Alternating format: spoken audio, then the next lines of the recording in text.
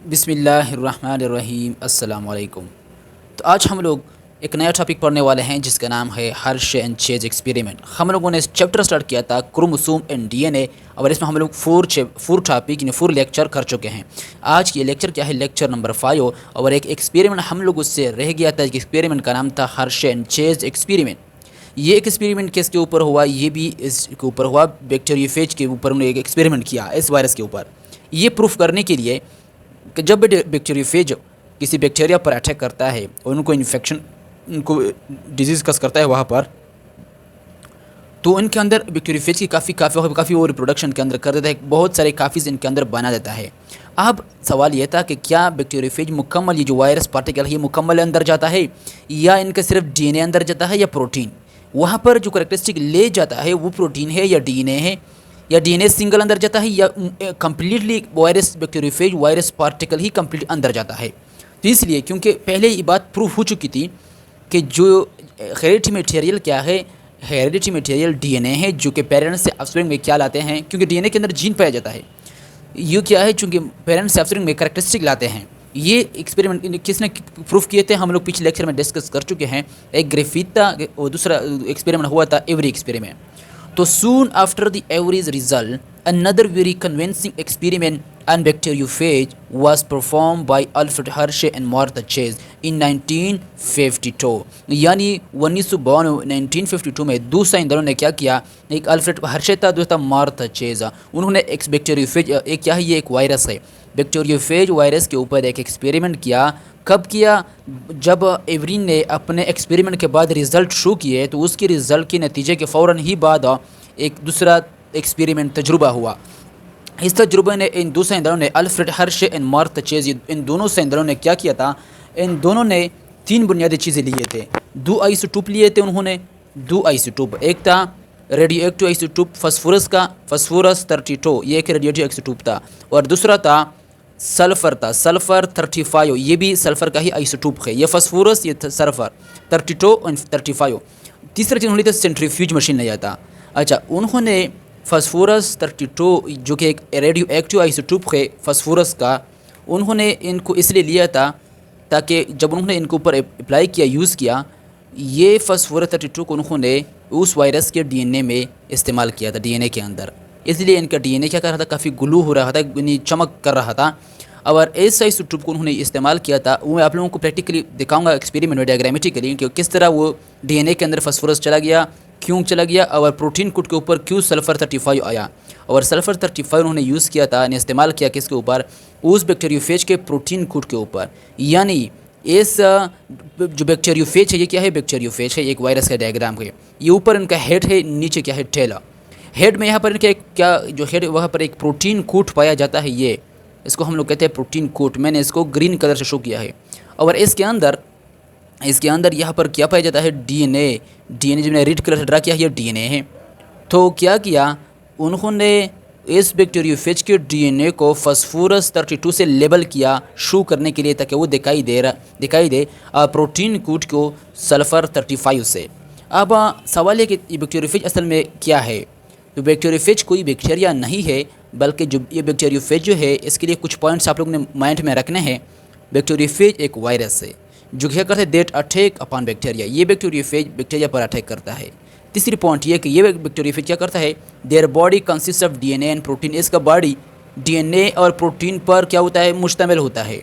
Next point इसके हवाले से आप लोगों ने ये याद रखना है, during infection this bacteriophage they multiply in the host and their many copies emerge within 20 to 25 minutes।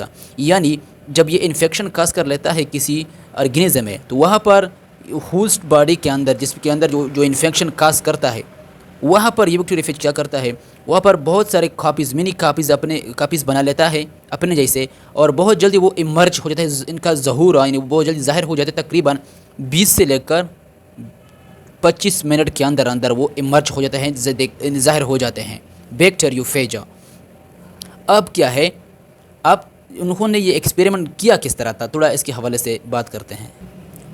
अब ये एक्सपेरिमेंट उन्होंने कुछ ऐसा अंदाज से किया था, इस एक्सपेरिमेंट को, कि उन्होंने सबसे पहले क्या किया, उन्होंने एक कल्चर मीडियम के अंदर, यानी they grow bacteria grow in culture medium with the phosphorus 32 and sulphur 35। उन्होंने बैक्टीरिया लिए और एक कल्चर मीडियम लिया। उस मीडियम के अंदर उन्होंने क्या डाले थे, फास्फोरस 32 आइसोटोप भी डाला था।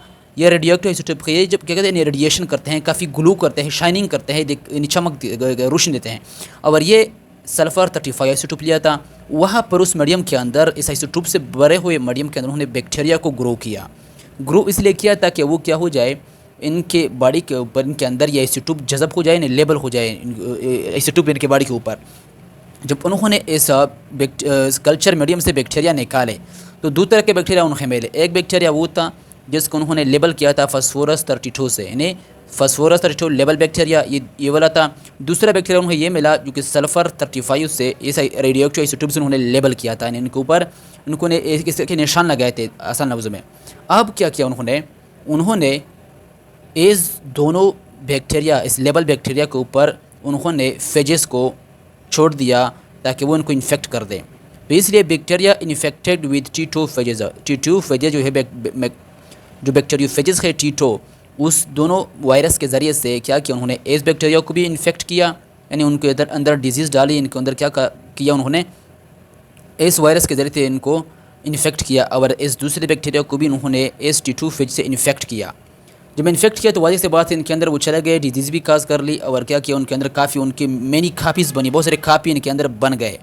जब उन्होंने निकाला उनके न्यू फेजेस, उन्होंने निकाले न्यू फेजेस, ये भी एक न्यू फेजेस था, इस बैक्टीरिया से निकाला उन्होंने, ये भी एक न्यू फेजेस था, उन्होंने इस बैक्टीरिया से निकाला। जब ये जो न्यू फेजेस, न्यू वायरसेस उन्होंने जब इनके बॉडी से निकाले, जब उन्होंने इन दोनों ने जब इनको देखा तो एक वायरस के अंदर क्या था, DNA लेबल हुआ था, DNA। तो एक का क्या था, DNA label with phosphorus 32, their protein not label. एक वायरस को उन्होंने इस तरह पाया कि इनका DNA फास्फोरस 32 आइसोटोप से लेबल किया गया था, इनका प्रोटीन कोड लेबल नहीं था। तब जगह उन्होंने देखा कि अच्छा जी, ये फास्फोरस 32 है, ये बैक्टीरियोफेज के DNA के अंदर ही जज़ब होता है, यानी इनके अंदर ही वहाँ पर क्या होता है, उसी के अंदर ही वहाँ पर वो जा सकता है, जज़ब हो सकता है वहाँ पर। लेकिन जो उन्होंने इस बैक्टीरिया से जो उन्होंने वायरस निकाला, उनको जब देखा तो उनका प्रोटीन कोड क्या था, क्योंकि ये बैक्टीरिया जो कि सल्फ़र से क्या था, लेबल किया गया था, तो इसलिए इस वायरस का प्रोटीन कोड लेबल किया गया था सल्फ़र 35 से, और इनका DNA लेबल नहीं किया गया था। तो आसान लफ्ज़ों में ये है कि उनको जब उन्होंने इस दोनों बैक्टीरिया से, एक फास्फोरस 32 से लेबल किया गया था, एक सल्फ़र 35 से, जब वायरस निकाले, वायरस के मुख्तलिफ़ जगहों पर ये दोनों आइसोटोप चले गए, वहाँ पर जज़ब हुए, वहाँ पर उन्होंने अपना रंग देखा या वहाँ पर आसान लफ्ज़ों में, क्योंकि ये रेडियोएक्टिव थे इसलिए वो ग्लू कर रहे थे, रोशनी चमक कर रहे थे। एक वायरस के अंदर DNA लेबल ग्लू कर रहा था, लेबल हुआ था फास्फोरस 32 में, और दूसरे का DNA तो नहीं बल्कि इनका प्रोटीन कोड क्या था, सल्फ़र 35 से लेबल किया गया था, वहाँ पर वो दिखाई दे रहा था। अब उन्होंने क्या किया, इन फेजेस को DNA वाले के लिए अलग बैक्टीरिया लिया, जो कि क्या था, ये एक अनलेबल बैक्टीरिया था, इनके अंदर कोई फास्फोरस या सल्फ़र नहीं डाले गए थे। इसके अंदर भी, इस बैक्टीरिया के अंदर भी कोई सल्फ़र फास्फोरस आइसोटोप नहीं डाले गए थे, बल्कि अनलेबल बैक्टीरिया थे, आम एक बैक्टीरिया थे, कॉमन। अब जब उन्होंने इस बैक्टीरिया को क्या किया, इन्फेक्ट किया बाय लेबल फेजेस, यानी उन्होंने जो वायरसेस, जो बैक्टीरिया फेजेस इनके ऊपर छोड़े इन्फेक्ट करने के लिए, वो लेबल फेजेस थे। एक DNA वाले थे, एक क्या वाले थे, प्रोटीन कोड वाले, जिसका प्रोटीन कोड सल्फ़र से लेबल किया गया था। जब उन्होंने इनको इन्फेक्ट किया, इस बैक्टीरिया को, और इन्होंने इस बैक्टीरिया को, तो वाज़ेह से बात है, इनके अंदर जब वो चले गए तो उनके अंदर क्या किया, बहुत सारे कापीज़ बनाए, रिप्रोडक्शन किया, डिवीज़न किया। अब उन्होंने क्या किया, इनके अंदर जब उन्होंने देखा तो उन्होंने ये पाया इनके कि ये वाले जो थे, ये वाले इस बैक्टीरिया के अंदर उनको ये DNA दिखाई दिया।